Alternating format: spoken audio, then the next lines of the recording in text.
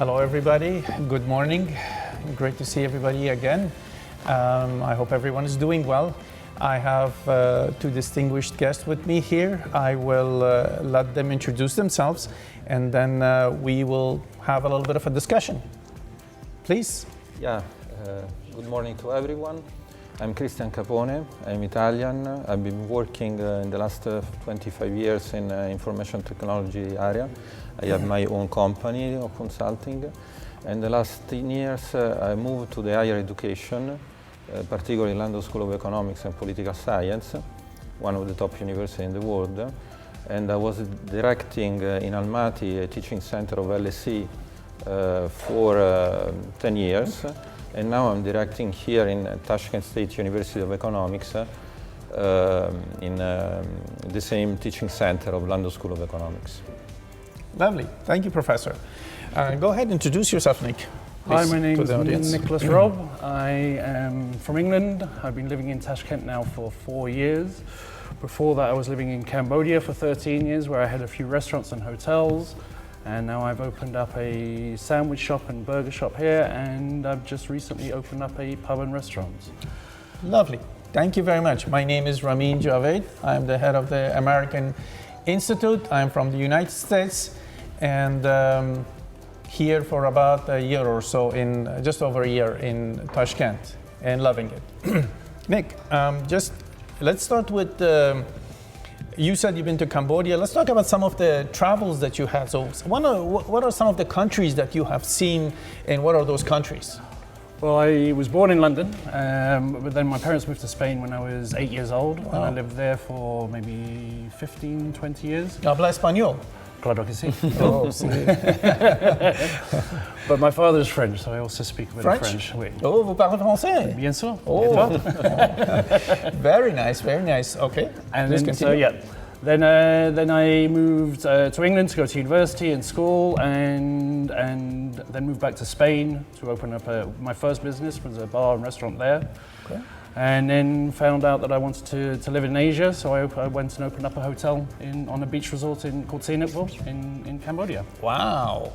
Wow. Just to continue this topic, what made you interested in the hospitality industry in general? Well, I never wanted to get into it. My parents had been doing it their whole life, and I was really certain I didn't want to do it. I actually went and studied economics at university, but I never got around to actually seeing that through. Okay. And I went back to run my parents' restaurant in Ibiza. And then I've been doing it ever since I was 20 years old. So wow, that's about 30. So you're 30 years old. So in 10 years you've been doing about this. 10 years. Yes, that's right. We'll just keep it at 30. Professor, you have mentioned that several things that you have done. You're in academics, of course, and you also have your own company. Yeah.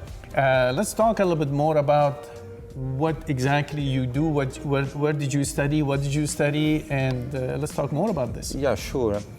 I was studying aerospace engineering in Rome. I've been for almost 40 years in Rome. Aerospace engineering? Yeah. Very interesting. I didn't know this. We need to talk. Okay. Yeah, physics and space is my passion. So. Oh, mine too. But let's talk more. Okay. Okay. And then, also information technology. When you study this kind of discipline, it's software everywhere. So I started to in myself to grow up this passion for software. And then I decided to work in software industry, and I have almost 30 years of experience in coding, in program manager, software engineering, and so this was what I did for the most part of my life. And then I decided to make available my knowledge to the students, so I moved to the higher education sector. Mm-hmm. I moved into Kazakhstan 10 years ago. Kazakhstan, okay. Yeah. In one of the most important technical universities in Central Asia. Mm-hmm. And there I was directing London School of Economics programs. Nice. And then I moved here to Tashkent to do the same thing. cool. So one of the things that you mentioned is you're from Italy and then you went to different countries. What are some of those other countries that you have worked, not visited, just worked? Well, okay. The first country that where I was living after Italy was Iraq. Iraq? Yeah. Shocking. Okay. I've been for 2 years in Baghdad. Okay. And then I moved back to Italy, but I have a collaboration with other European countries for my job. So France, for example, a very strong collaboration, and Germany, because I'm specialized in automotive industry, so Mercedes, BMW. Really? Yeah. Okay, automotive. There's a lot of things I don't know about you. Please talk more. I'm shy, you know. And then when I moved to higher education, I moved as a professor, so project management and operation management, supply chain management. And then as a director of a school of a university like LSE and University of London. Very good. I know we collaborate on one project together. Yeah, exactly. We collaborate together with the American Institute with the supply chain. That's right. Supply chain courses. That's right. Yeah. Now, so many questions on this end, but the automotive industry, we know that Uzbekistan has its own automotive industry and has a few cars and they're growing. Now, is there, like, how do you compare that? I mean, of course, you know, you said you went to Mercedes and all of that, BMW and all of that, so those are German engineering and whatnot. So if you have to give one, I don't want to say advice, or I guess like some sort of let's just say advice, what would it be for the Uzbekistan industry? Yeah, this is a very interesting sector because most of the people, they don't know actually what there is behind the automotive sector. Most of the people are thinking that there is only manufacturing. That's right. Yeah, which is an important thing, of course, in the automotive industry. But behind manufacturing, there is all the service industry and the supply chain that is, you know, traveling around the manufacturing. Let's talk about one of the things I would like to talk about after you finish this is a little bit about supply chain. Yeah. Like, what does that mean to younger audience who don't know? Yeah, so supply chain basically is the connection between companies that are giving the final product to the customer. And these companies are doing a piece of the value of the product. Okay, so there are different companies that are doing different jobs, and each of these jobs is made by an organization that is linked to another organization that is taking the final product of the previous company and transforming once again until the product is becoming the final product to the customer. So supply chain manager, especially in the automotive industry, it's a very complex activity because the sourcing of automotive is very, you know, there is a lot of variety, from the tires, from the electronics that is in the car, the software that is in the car, to, you know, the core business that the industry are doing, so the engine, the chassis. From A to Z. Yeah, imagine the painting, no? The painting is a, you know, it looks like it's a cheap thing, but actually is the one that's giving the quality to the car, no? Because if you don't have the right painting, the chassis can be, you know, wasted and broken by, you know, the agents. So also this part is very important. No? All these components are made by different industry. That's right. And so the supply chain manager is like a coordinator, it's like an orchestrator, you know, that is coordinating all these activities. Definitely. I'm going to go back to Nick, but I want to talk to you about one of the things is that an industry and the impact of a particular industry on the economy. And let's get a little bit academic with this. Not too academic, okay, you know, okay. but get a little bit of academic on this because it is really important, because I know you studied also economics and all of that, and all of our lives are connected to economics. So we'll talk about that. Nick, one of the things that you have mentioned is you worked in Spain and you also worked in Southeast Asia. In Cambodia, yes. In Cambodia. Now, Spain, you said your parents were there. Yes. Okay. what about Cambodia? How did you pick Cambodia? Cambodia was interesting, actually. My sister-in-law at the time, she went to run an orphanage over there. Okay. I was looking, the work in Ibiza in the restaurant and hotel industry is very seasonal. So you do 6 months on, 6 months off. So I was looking for something to do for the other 6 months. Okay. I looked at Brazil, Argentina, Uruguay, and then my wife at the time happened to go and visit her sister in Cambodia. We got there, found a hotel, and 3 days later, I think, we'd signed. Wow. Wow. And how long were you in Cambodia? So 13 years in total, 13 years. I would still be there had it not been for the pandemic of COVID. But I kind of came here by mistake. I think a few people did actually that I've talked to. Mm-hmm. Just got stuck here, and then when the pandemic was over, I just never wanted to leave. All right. Uzbekistan has this pull. It has the grip on me, yes, definitely. It's an amazing country. So. It is. Now, 13 years in Cambodia. Yep. And how many years in Spain? In Spain was, I think, 12 years in Spain running restaurants and opening my first business. So not only restaurant, you also did hotel? Yes. Okay. So now these are, to a lot of people who don't know, they're two different industries in a way. I mean, they're part of the same industry, but they're different things. Service industry, but yeah, two completely different. If you know how to run a restaurant or a bar, you still have no idea how to run a hotel. A hotel is a completely different animal. Yes. It sure is. You're there pretty much 24 hours a day. So yeah. Amen to that. Amen to that. That's right. So for people who are thinking of joining, let's just say, the hospitality industry, I know a lot of young people come up doing as a servers and things like that, and all of that's aside. But if you want to do the actual business, I would at some point, like in my next questions, I would ask you for some advice on how to get into this industry and what are some of the things not to do, but not now.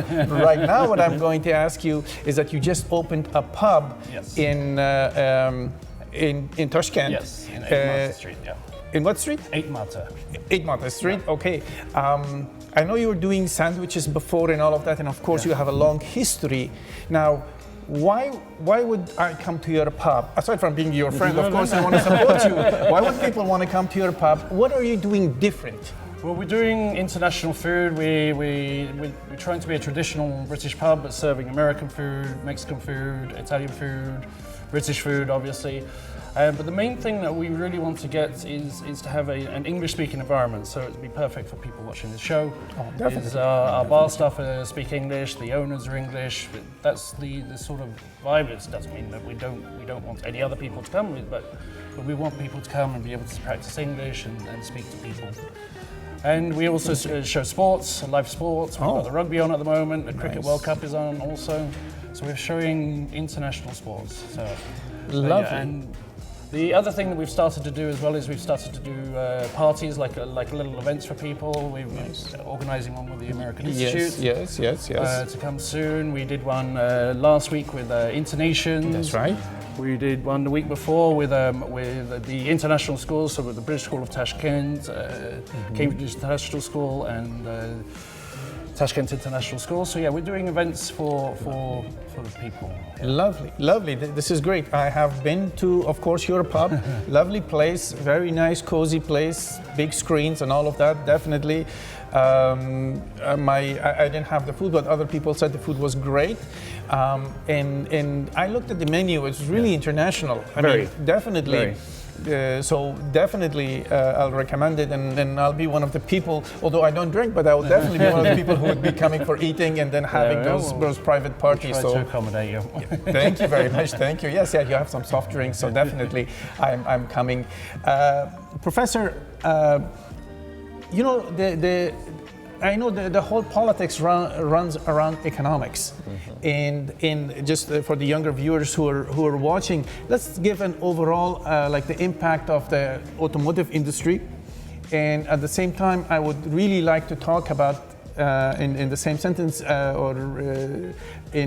about your company and some of the services that you provide. Yeah. So you know, automotive industry now. It's is having this transition to green. Yes. And this is a big challenge for us, even in terms of economic impact. So there are a lot of investment to do. It's like a greenfield, you know, because we are just starting now. There are many challenges that are in front of us, like for example, how to make the batteries lasting for longer, how to dismiss them, and you know, because when they have after 10 years the battery are exploded, and then you have to replace it. You have to replace them, but you have to do in a way that you are not impacting the environment, because they are very important. They are very dangerous materials inside the battery and so on. That's right. Also the security, the batteries are working with a very high voltage, so in case of accident the car can explode, and so all these things are very challenging for the automotive industry, and these as every challenge there are a lot of opportunities, because there are new jobs that are creating, we need people with new ideas that are trying to solve problems that are not yet solved. For example, the autonomy of the cars, or all the other problems that I told you. So in terms of economic impact, according to me, in the next decade at least, we will see this automotive sector growing and give jobs, you know, more jobs to the community where we are established. So the fact that, for example, here we have a strong manufacturing industry in terms of car, it's a very good opportunity, because for sure this industry should change, should transform itself, and should embrace the green part, you know. So we need, for example, engineers that are trying to, you know, to make the things more environment friendly. So automotive industry, according to me, I'm coming from Italy, and you know that Italian cars are. Hey, you don't need to say anything about Italian cars. We all know. So it's you know, it's a good part of our GDP, and so we are selling cars all over the world, not just Germany. You know, so. And I wish that also Uzbekistan will do the same. Of course, we are competing on different areas, because Germany and Italy are competing more from quality. Maybe Uzbekistan is competing more by cost. There are two different competitive advantages. Of course. But this doesn't mean that is not good, you know. So of course, it's more a massive product for Uzbekistan. Right? It's more niche in Italy. There's two things I wanted to ask. First of all, explaining to just a lot of people say green. Green means environmentally friendly in electric cars. Yeah, that's one thing it means. Yeah, okay. Green, it's, you know, it's. Well, we have running out of time, so let's just make this. Yeah, very quick. By green, we mean about talking about the 3 P. So people, profit, and the planet. Okay. So the green part that you're saying is the planet part. Okay. But we cannot be fully green if you're not taking care about people, but people also that are working in the industry. So security, good salaries, good opportunity for them to grow in the career, and of course profit, otherwise the industry cannot sustain itself. So green is the combination of these 3 elements, and it's very challenging to combine them. Wonderful. Well, we have a little time, so I just want to thank my guests. Thank you very much for coming, Nick. Dr. Capone, thank you very much. My pleasure. And hopefully we will talk more with you in the future. Hopefully. And thanks to everybody else. Thank you.